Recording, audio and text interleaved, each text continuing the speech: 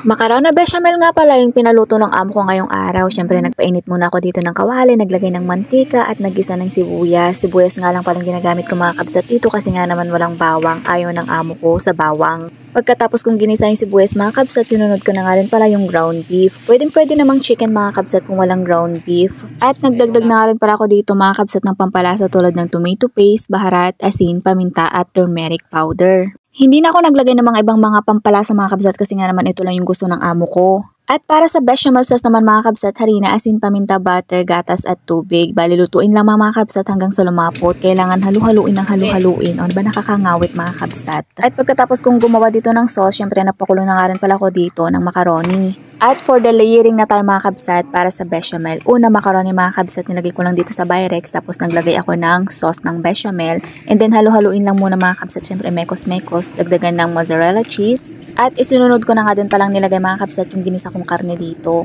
Bale mga kabsat, napakadali lang gawin tong macaroni bechamel mga kabsat. Pagkatapos ng beef, ayan nagdagdag nga pala ulit ako dito ng konting sauce. At ilalagay ko na nga yung natirang macaroni mga kabsat. At pagkatapos kong ilagay yung macaroni mga kabsat, ayan nilalagay ko na nga rin pala yung sauce na natira. Ilalagay ko lahat mga kabsat. Tapos papatungan ko siya ng mozzarella cheese. Mozzarella cheese dapat marami yung ilagay nyo para mas masarap. Dito sa amo ko mga kabsat, bihira lang talaga sila kumain ng kanin. Minsan once a week lang talaga sila kumakain ng kanin mga kabsat. Kami halos araw-araw kumakain ng kanin. Syempre para may lakas kami. More on macaroni minsan sila mga kabsat.